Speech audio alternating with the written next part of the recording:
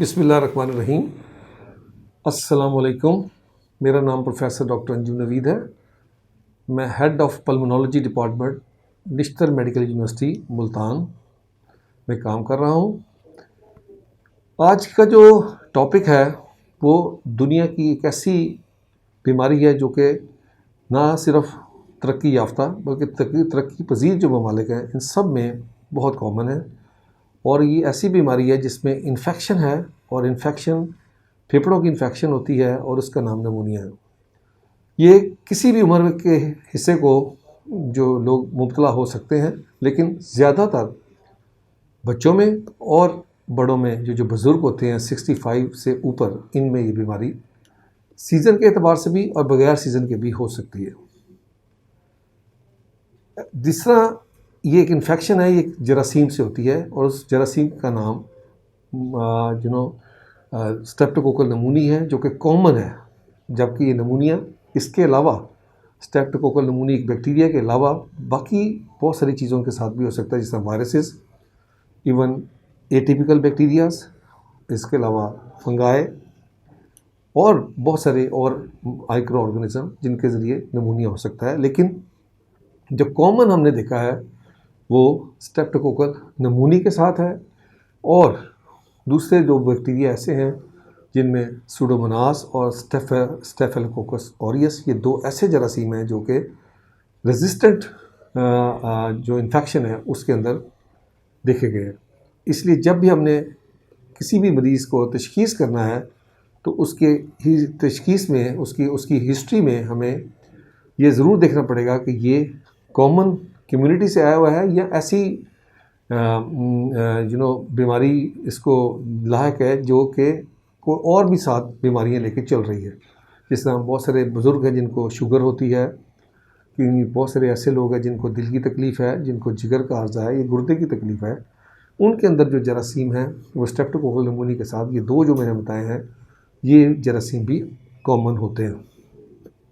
इसके अलावा HIV ads जो है ये भी एक ऐसी एंटिटी है जिसके अंदर जो जरासीम है उसको न्यूमोसिस्टिस कहते हैं, वो भी इन्फेक्शन करता है और वो भी नमूनिया करता है। लेकिन उसका पैटर्न थोड़ा डिफरेंट होता है स्ट्रेप्टोकोकल नमूनी से या दूसरे जो रेजिस्टेंट ऑर्गेनिजम्स हैं उनके मुकाबले में।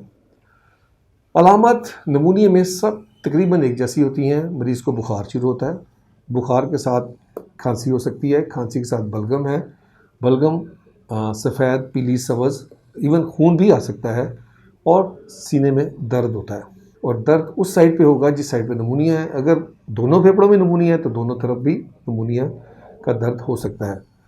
और जब सांस, बच्चों में ख़ास तौर के ऊपर सांस की प्रॉब्लम इस तरह होती है कि हम जो बच्चे की वालदा है वो आगे बताती है कि बच्चे की पसलियाँ चल रही हैं। डॉक्टर साहब बुखार शुरू हुआ, उसके साथ खांसी शुरू हुई, अब बच्चे बलगम तो निकाल नहीं सकते, छोटे बच्चे जो हैं तो उनकी पसलियाँ चल रही होती हैं, जिसको हम कहते हैं इंटरकॉस्टल जो स्पेसिस हैं उनकी सक्शन हो रही होती है, क्योंकि बच्चा एफर्ट कर रहा होता है अपने सांस को मुकम्मल करने के लिए। इसके अलावा फेफड़ों की अलामत के अलावा मरीज़ को जिस्म में दर्द, इसके अलावा कभी सर्दी का लगना, उसके साथ साथ किसी मरीज़ के पेट में दर्द, डायरिया, वॉमिटिंग, हेडेक और जॉइंट्स पेन्स भी हो सकती हैं। तशख़ीस कैसे करनी है? तशख़ीस का एक बहुत आसान तरीका है जो कि सबसे ज़्यादा ज़रूरी है किसी भी मर्ज़ को तशख़ीस करने के लिए, वो है हिस्ट्री। हमें चाहिए एज ए क्लिनिशियन, किसी भी लेवल पे हम काम कर रहे हैं, उसे प्राइमरी केयर पे काम करें या हम टर्शियरी केयर में काम करें, तो मरीज़ की हिस्ट्री वह बहुत इंपॉर्टेंट होती है।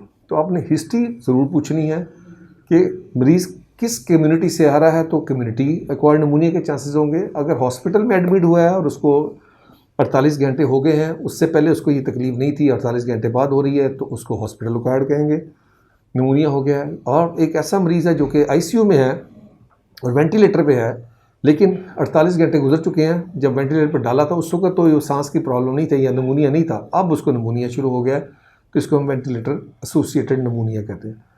तो ये उसकी कॉमन एंटिटी है। तो इसमें हिस्ट्री वेरी इंपॉर्टेंट है। आपने पेशेंट से पूछना है कि आपको कितने दिन से ये प्रॉब्लम चल रहा है। उसके अलावा यही अलामत जो मैंने पहले आपको बताई हैं, खांसी, बुखार, छाती में दर्द और खून का आना, ये कॉमन अलामात हैं। फिर आप जो दूसरी तशखीस का जो जो इंस्ट्रूमेंट यूज़ करते हैं वो एक्सरे चेस्ट है। एक्सरे बहुत अरसे से ये जो इन्वेस्टिगेशन है हम इस्तेमाल कर रहे हैं, जिससे हम बहुत सारे मरीज़ों की तशखीस कर लेते हैं और आगे हमें ज़रूरत नहीं पड़ती मज़ीद टेस्ट कराने की।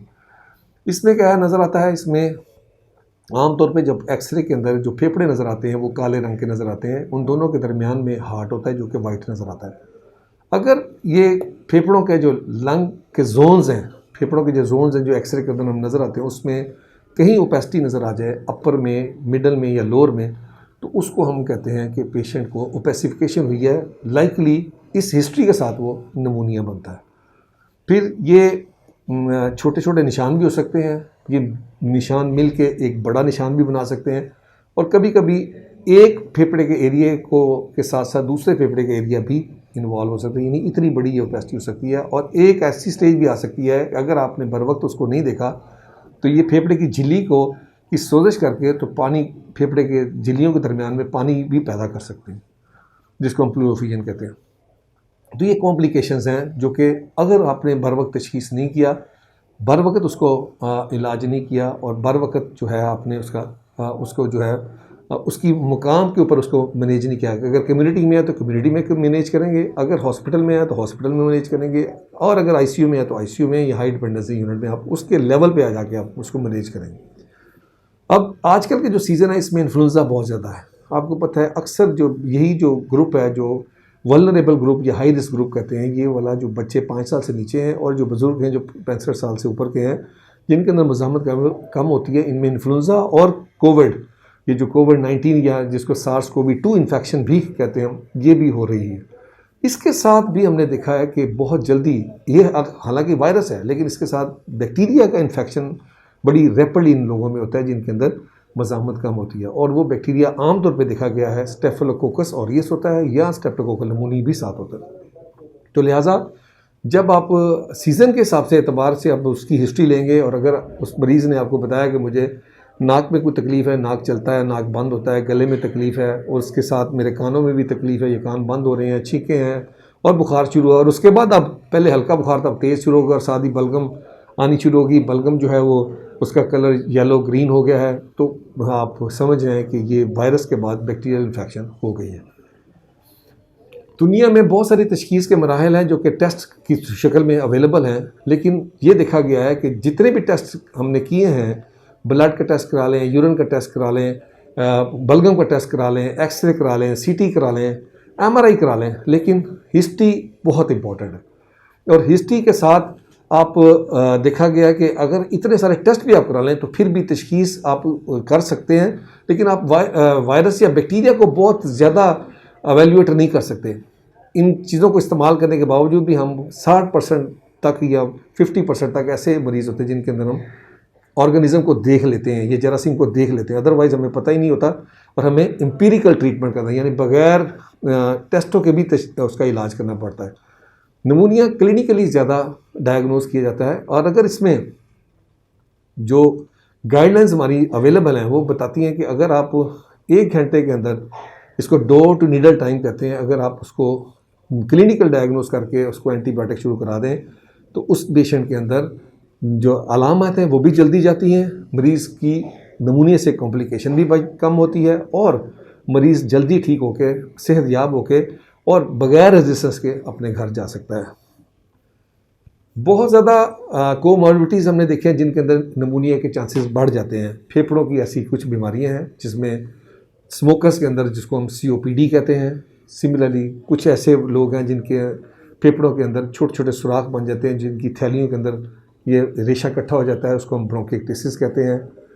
ये कॉमन ऐसी जो फेफड़ों की बीमारी है जिनके अंदर नमूनिया जल्दी हो जाता है। अब आ गया इसका इलाज। तशखीस हमने कर ली, बैक्टीरिया में पता चल गया, अगर बैक्टीरिया है तो हम एंटीबायोटिक देंगे, अगर वायरस है जिस तरह SARS-CoV-2 का तो ट्रीटमेंट अभी इतना ज़्यादा नहीं आया, कुछ दवाइयाँ ट्रायल बेसिस पर तो दी जा रही हैं पूरी दुनिया में, और FDA ने 1-2 दवाई अप्रूव भी की हैं, इसमें रेमडेसिविर है जो कि एंटीवायरल ड्रग है।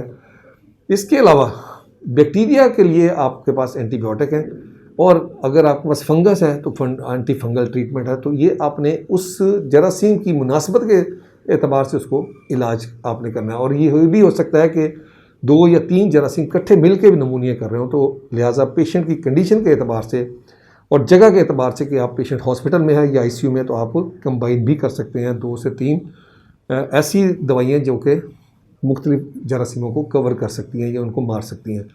तो लिहाजा बैक्टीरिया को कवर करने के लिए उसमें स्ट्रेप्टोकोकल नमूनी सबसे कॉमन बैक्टीरिया है। तो हमारे पास अगर कम्युनिटी में मरीज़ आ रहा है तो हमारे पास एमोक्सिसिलिन है, एम्पिसिलिन है, डॉक्सीसाइक्लिन है, मैक्रोलाइड्स हैं, ये हम आउटडोर बेसिस पे दे सकते हैं। लेकिन अगर पेशेंट को आउटडोर बेसिस पे ऐसा पेशेंट है जिसको साथ डायबिटीज़ भी है या कोई ऐसी डिजीज़ है, ओल्ड एज है, या पेशेंट इम्यूनोसप्रेसेंट ड्रग्स ले रहा है, तो उसके अंदर हम इसमें एमोक्सिक्लेव का जो कम्बिनेशन है वो ज़्यादा फेवरेबल होगा, और उसके साथ हम ऐड करेंगे मैक्रोलाइड्स। या अगर आप एक दवाई देना चाहते हैं, मरीज़ यूजुअली कहता है कि एक दवाई दें और एक टाइम पे खानी पड़े, तो उसमें क्यूनोलोन्स हैं और उसमें वो फ्लोरोक्विनोलोन्स कहते हैं, और उसमें मॉक्सीफ्लॉक्सासिन ड्रग ऑफ चॉइस है। अगर पेशेंट एडमिट होता है हॉस्पिटल के अंदर और पेशेंट जो है वो सीरियस नमूनिया में नहीं है, सीरियस नमूनिया का मतलब है कि हम जब मरीज़ दाखिल होता है तो उसकी पल्स ऑक्सीमीटर से ऑक्सीजन सैचुरेशन देखते हैं, वो 95 से या 94 से कम है।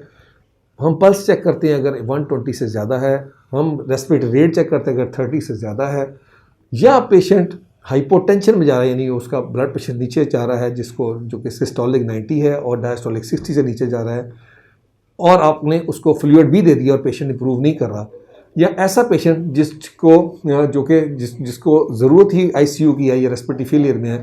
तो ये कुछ लोग होते हैं जिनको हम आईसीयू में एडमिट करते हैं, और कुछ ऐसे लोग होते हैं जिनको हम सीवियर नमूने के हिसाब से जो है वार्ड में देखते हैं। तो वार्ड वाले पेशेंट जो हैं उनके लिए जो ड्रग का कम्बिनेशन है वो बीटा लैक्टेम विद ये जो मैक्रोलाइड्स है इसका कम्बिनेशन बेहतर है, या बीटा लैक्टेम विद क्यूनोलोन्स का कम्बिनेशन बेहतर है। लेकिन अगर आप ये फील कर रहे हैं कि उसकी हिस्ट्री में, जिस तरह मैंने पहले बताया कि स्टेफिलोकोकस या सूडोमोनास की इन्फेक्शन अगर आपको किसी भी तरह फील हो रही है कि क्योंकि इसके कुछ पॉइंट्स होते हैं जिनको आपने जेन में रख के मैनेजमेंट करनी होती है, तो फिर आप इनका ब्लड का और नेज़ल स्वैब फॉर पीसीआर भेज के आप इनका ब्लड का कल्चर करा के तो आप इनको एंटीबायोटिक इसको कवर करने के लिए दे सकते हैं। एंटीस्टैफ अलग एंटीबायोटिक्स हैं और सूडोमोनास के लिए अलग एंटीबायोटिक्स हैं। अगर पेशेंट आपका सीरियस है और आईसीयू के अंदर दाखिल है तो फिर आपने बीटा लैक्टेम के साथ जो है मैक्रोलाइड्स ऐड करने हैं या क्यूनोलोन्स ऐड करेंगे। अलॉन्ग विद आप उसको एंटी स्टैफ का ट्रीटमेंट भी शुरू करा देंगे, या सूडोमोनास सस्पेक्ट कर रहे हैं तो सूडोमोनास का ट्रीटमेंट दे देंगे। मीनवाइल अब उसका ब्लड और नेज़ल जो है उसका पीसीआर भी भेजेंगे, ताकि जो ही रिपोर्ट आपके पास आए, अगर तो ये बैक्टीरिया उसमें आ जाता है तो आपने उसको उसी मुताबिक उसको कंटिन्यू करना है, और अगर बैक्टीरिया जो कि स्टैफ या सूडोमोनास नहीं आता तो फिर आप उसको दवाई को बंद कर दें। टोटल ड्यूरेशन हम आम जो नमूने को ट्रीट करते हैं वो 5 से 7 दिन का होता है, लेकिन कुछ ऐसी कंडीशन होती हैं जिनके अंदर हमें इवन 3 वीक्स तक भी ट्रीटमेंट देना पड़ जाए, जिसमें ब्रोंकाइटिस है, और इवन 1 मंथ से भी ज़्यादा आपको डिफरेंट शेप्स के अंदर ट्रीटमेंट देना पड़ता है।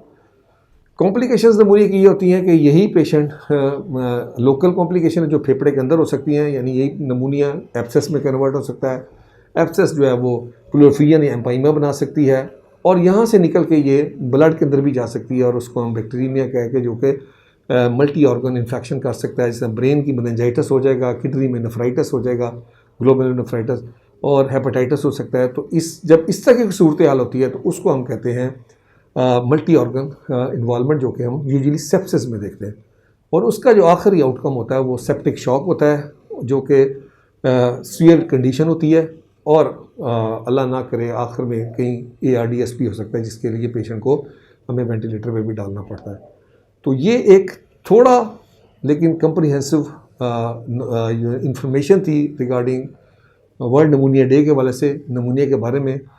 अब रहेगी इसकी प्रिवेंशन के लिए सबसे इंपॉर्टेंट चीज़ जो है वो पेशेंट को वैक्सीनेट कराना है। हमारे पास स्ट्रेप्टोकोकल नमूनिया की वैक्सीनेशन अवेलेबल है, वो एक दफ़ा लगती है, फिर उसका बूस्टर है, और 5 साल के लिए पेशेंट जो है वो वैक्सीनेट हो जाता है और उसको एंटीबॉडीज़ बन जाती है। दूसरा ये कि पेशेंट को स्मोकिंग से बचना है। थर्ड ये कि गुड सैनिटेशन, अच्छा पानी पीना, फ्रेश ताज़ा फ्रूट खाने, और ये जो सब्जियां खानी, और अपने जो मेजर्स हैं जिसको हम प्रिवेंटिव मेजर्स कहते हैं, इसमें हाथ का धोना, उसके बाद मास्क का इस्तेमाल करना, और आजकल के जिसमें SARS-CoV-2 भी है और कोविड-19 की डिजीज़ भी चल रही है, तो डिस्टेंसिंग रखना ये हिफाजती तदाबीर में शामिल होता है। इसके साथ ही मैं आपसे इजाज़त चाहता हूँ। अल्लाह आप सबका हामी नासिर हो।